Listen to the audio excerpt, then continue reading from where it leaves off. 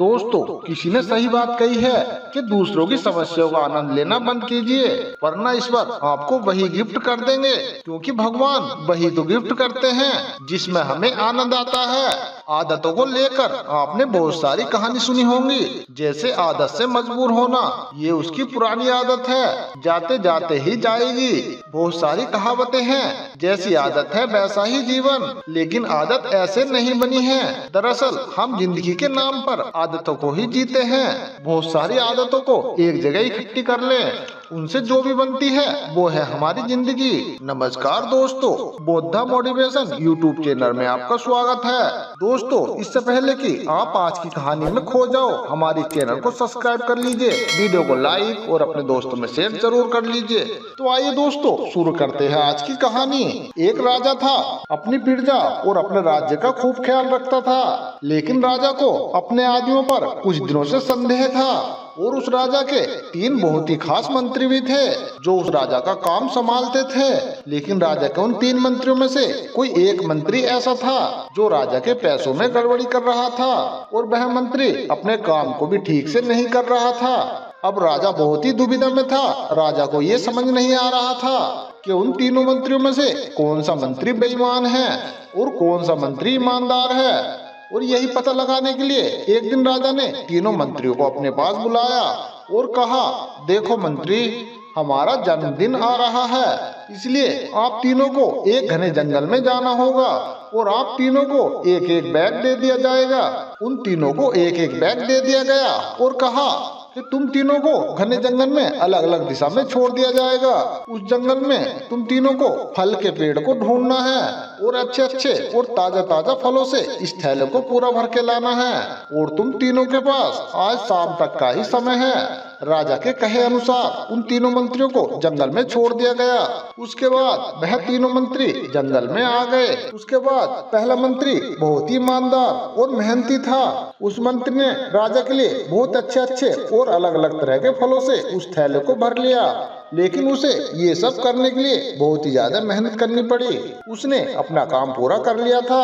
और दूसरा मंत्री जो था वो बहुत ही चालाक था। उसने सोचा राजा के पास इतना समय थोड़ी है कि वो यह सब जांच करे कि मैं अच्छे फल लाया हूँ या खराब। और उस मंत्री को जैसे ही नीचे पड़े हुए फल मिले, उसने अपने थैले में रख लिए, बिना ये सोचे कि वे अच्छे हैं या खराब। जो उसे जमीन पर पड़े हुए फल मिले थे वो बहुत ही ज्यादा खराब थे, और वह आराम से एक पेड़ के नीचे बैठ गया। अब तीसरा मंत्री जो था वो बहुत ही ज्यादा बेईमान और आलसी था। उसने सोचा कि राजा केवल थैले की लंबाई और वजन ही देखेगा, और राजा ये नहीं देखेगा कि उस थैले के अंदर क्या है और कितनी अच्छी और खराब चीजें हैं। और उस तीसरे मंत्री ने बिना कुछ सोचे समझे अपने थैले को सूखे पत्तों और छोटे छोटे पत्थरों से भर लिया, और वह भी पेड़ के नीचे बैठ गया और शाम होने का इंतजार करने लगा। राजा के कहे मुताबिक समय समाप्त हो चुका था, शाम हो चुकी थी, और वह तीनों मंत्रियों भी अपने अपने भरे हुए थैले के साथ राज दरबार में आ गए थे। फिर राजा ने देखा कि वह तीनों मंत्री जंगल से वापस आ गए हैं, और उस राजा ने तीनों मंत्रियों के थैले को खोलकर देखा नहीं कि उसके अंदर क्या क्या है, और उसने तीनों मंत्रियों को अलग अलग जेल में कैद कर दिया। और राजा ने आदेश दिया कि इन तीनों को 1 महीने तक खाना नहीं दिया जाए, और यह तीनों वो ही फल खाएंगे जो जंगल से अपने अपने थैले में भर कर लाए हैं। और उन तीनों मंत्रियों को राजा ने जेल में कैद कर दिया। अब जो पहला मंत्री था जिसने अपने थैले में ताजा और अलग अलग तरह के फल तोड़कर भरे थे, उसने जेल में 1 महीना आराम से गुजार लिया।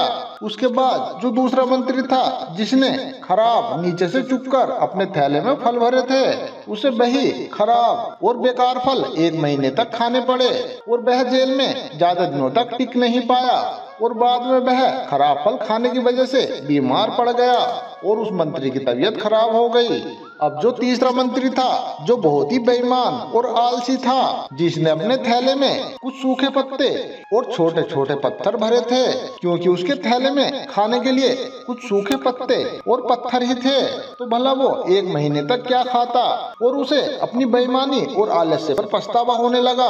अगर मैंने शायद उस दिन थोड़ी सी मेहनत करके इस थैले में ताजा ताजा फल भर लिए होते तो आज मेरा ये हाल नहीं होता, मैं आज भूखे तड़प कर नहीं मरता। और वह मंत्री 2 दिन के बाद ही भूख के कारण जेल में ही मर गया। तो दोस्तों, इस कहानी से हमें ये सीख मिलती है कि हम जो आलस और बेईमानी करते हैं, बेईमानी मतलब अपने ही काम में अपना कुछ नहीं करना, अपना मन नहीं लगाना और खाली बैठे रहना, तो उससे हमें आज तो कोई फर्क नहीं पड़ता। आज तो हम अपने काम में आलस करके आराम कर लेते हैं, लेकिन कल हमें कुछ समय बाद अपने ही काम पर पछतावा होता है। आपने बहुत से लोगों को यह कहते हुए सुना होगा कि काश उस समय पर मैं ऐसा कर लेता तो आज उस इंसान की जगह मैं होता। लेकिन उस समय पर उन लोगों ने आलस्य को अपनाया था, इसलिए वो आज सबसे पीछे रह गए। और जिसने मेहनत को अपनाया था और वह इंसान अपनी मंजिल में आगे बढ़ गया। तो दोस्तों, आप भी अपने काम के साथ बेईमानी और आलस्य बिल्कुल मत करो, क्योंकि ऐसा करने के बाद तो हमें पछतावे के सिवा और कुछ नहीं मिलता। दोस्तों, ये जो समय है इसकी कीमत कोई नहीं लगा सकता। हम लाखों रुपए देकर भी अपनी जिंदगी का एक भी मिनट वापस नहीं ला सकते। इसलिए इस समय का बिल्कुल सही उपयोग करो। समय की एक अच्छी बात है और एक बुरी बात है। अच्छी बात यह है कि हम अपने समय को किन किन चीजों में गुजारते हैं, ये हमारे हाथ में होता है। और बुरी बात यह है कि समय गुजर जाता है और सभी के पास दिन में 24 घंटे होते हैं, चाहे वो आदमी गरीब हो चाहे अमीर हो। बस ये हमारे हाथ में है कि अपने 24 घंटे में हम क्या क्या कर सकते हैं। इसलिए अपने कीमती समय का एक एक पल का हिसाब रखो कि हम उन्हें किन किन चीजों में गुजार रहे हैं। तो दोस्तों, अगर आप इस कहानी को और भी लोगों तक पहुंचाना चाहते हो तो इस वीडियो को लाइक करो, ताकि ये वीडियो और भी लोगों तक पहुंच जाए। तो दोस्तों, आपने इस वीडियो से क्या सीखा हमें कमेंट बॉक्स में लिखकर बताएं, और साथ ही कमेंट बॉक्स में बोधायन में अवश्य लिखें। तो मिलते हैं दोस्तों इसी तरह की एक और नई वीडियो के साथ। तब तक आप अपना ध्यान रखिए और हमेशा खुश रहिए।